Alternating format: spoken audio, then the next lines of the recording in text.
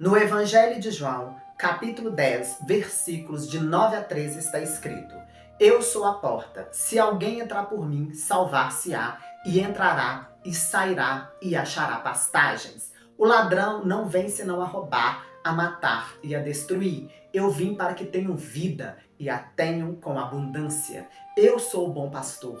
O bom pastor dá a sua vida pelas ovelhas, mas o mercenário e o que não é pastor, de quem não são as ovelhas, vê o lobo e abandona as ovelhas, e fogem, e o lobo as arrebata e dispersa as ovelhas. Ora, o mercenário foge porque é mercenário e não tem cuidado das ovelhas. Tem pessoas frequentando denominações cristãs que são induzidas a acreditarem que o reino de Deus é dinheiro, dinheiro e dinheiro.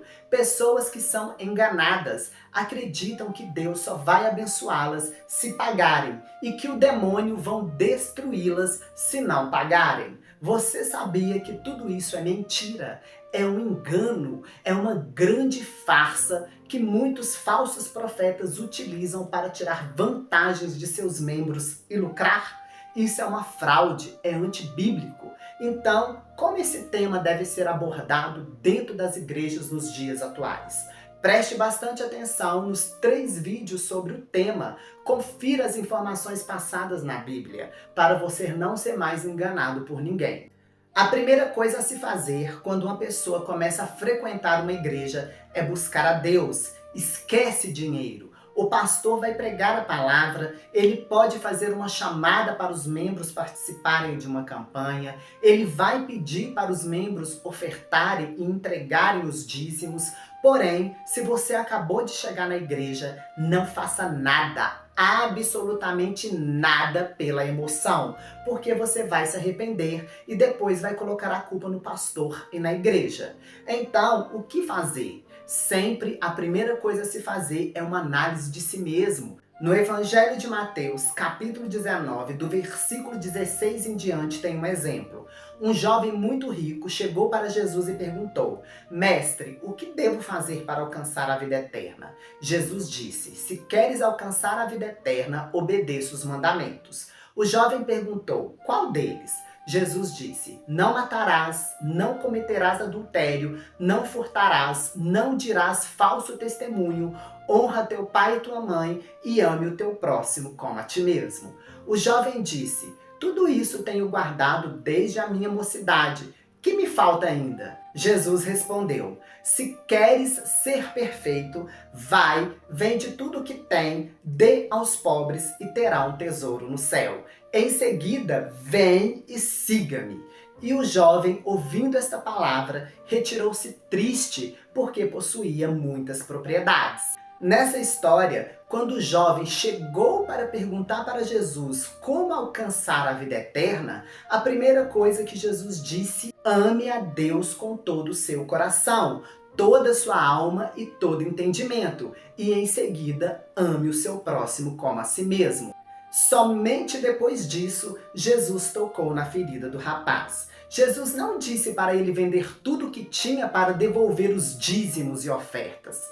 Preste atenção, ele disse: se você quiser ser perfeito, vende o que tem e dê aos pobres. Depois vem e siga-me. Seja um de meus discípulos. O que Jesus queria com aquele rapaz era que ele fosse um evangelista. A santidade como pessoa ele já possuía. Jesus chamou aquele jovem para a ação, para o trabalho evangelista, que é a maior honra de um servo de Deus.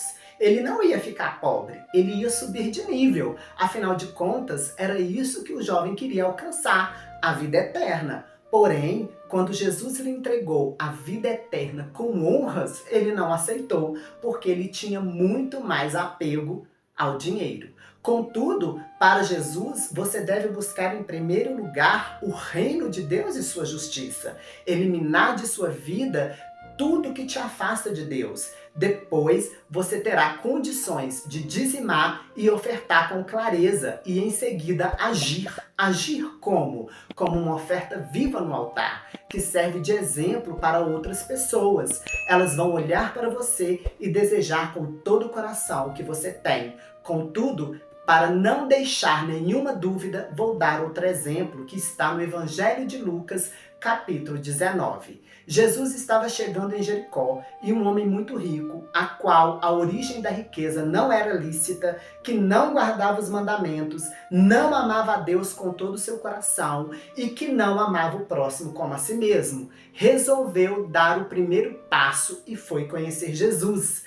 Esse homem, chamado Zaqueu, foi ao encontro de Jesus e, como ele era muito pequeno e tinha uma grande multidão seguindo Jesus, ele não mediu esforços para chegar a Cristo. Então ele subiu em uma figueira brava. Jesus percebeu o esforço daquele pobre homem pecador e resolveu lhe dar uma chance e disse: "Desça depressa, Zaqueu, que hoje me convém jantar na sua casa." Zaqueu depressa desceu e alegremente recebeu o Senhor. O povo começou a murmurar que Jesus estava jantando com um pecador. Nem Jesus e nem Zaqueu se incomodou com a língua maligna do povo. Durante o jantar, repentinamente, sem ninguém pedir, Zaqueu se levantou e disse ao Senhor: "Senhor, eu vou doar metade dos meus bens aos pobres, e se eu roubei alguém, eu vou restituir 4 vezes mais." E Jesus respondeu: "Hoje veio a salvação a esta casa,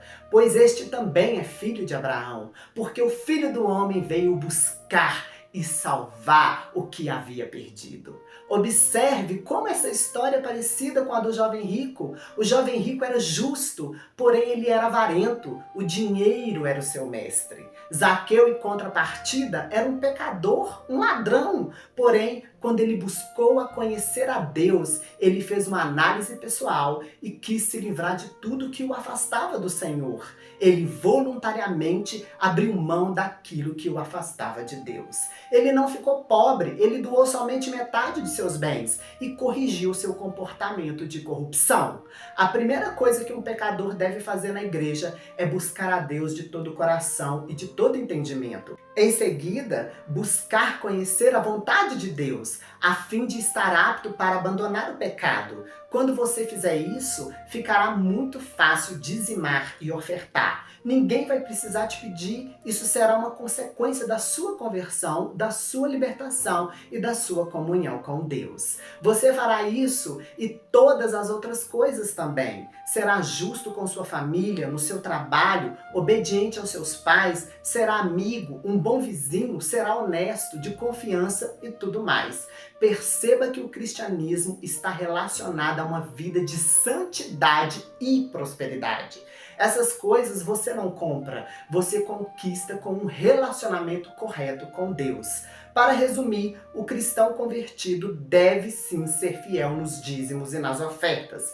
Todavia, isso deve ser dentro dos princípios bíblicos. O que não é bíblico é o cristão devolver o seu dízimo e ainda ser forçado por pressões psicológicas a viver na miséria e endividado por se sentir coagido a entregar todo o dinheiro do seu sustento, seus móveis, seus pertences pessoais e seus bens em campanhas de áreas financeira, cura, libertação, vícios, área sentimental, etc.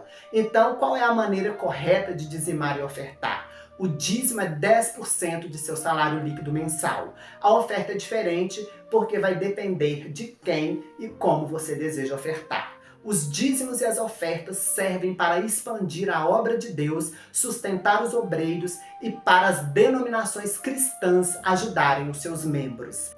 Não está relacionado a campanhas que envolvem salvação, libertação e milagres. Nada disso está à venda. Qualquer agir de Deus em qualquer área da vida de um cristão está relacionado a um coração arrependido e da fé desse cristão em seu Redentor e Salvador. Sendo assim, o cristão deve ser fiel nos dízimos e ofertas, porém não deve viver na miséria e endividado para fazer isso. O cristão é digno de seu salário, do suor de seu trabalho. Não devem permitir falsos líderes religiosos usarem suas dores para tirar vantagens. Para um líder religioso ter poder e autoridade para curar enfermos, expulsar demônios e libertar cativos, não é necessário dinheiro, mas sim que esse líder tenha uma vida de santidade, de jejum e de oração. Qualquer coisa que passar disso é de procedência maligna. E se você está oprimido em uma denominação que é um comércio, por favor, peça a Deus para te encaminhar para uma que segue a palavra de Deus na íntegra, pois existem muitas denominações sérias. Não fique oprimido em um lugar que negocia as dádivas de Deus, porque ele e suas dádivas não estão à venda. Você deve fazer sim o correto, porém, você também deve ler as Escrituras. Leiam as 2 epístolas de Timóteo. Elas são um manual de como as igrejas e seus líderes devem se comportar. E lembrem-se, o jugo de Cristo é suave e o seu fardo é leve. Se você gostou, se inscreva, curta e compartilhe. Fica a dica!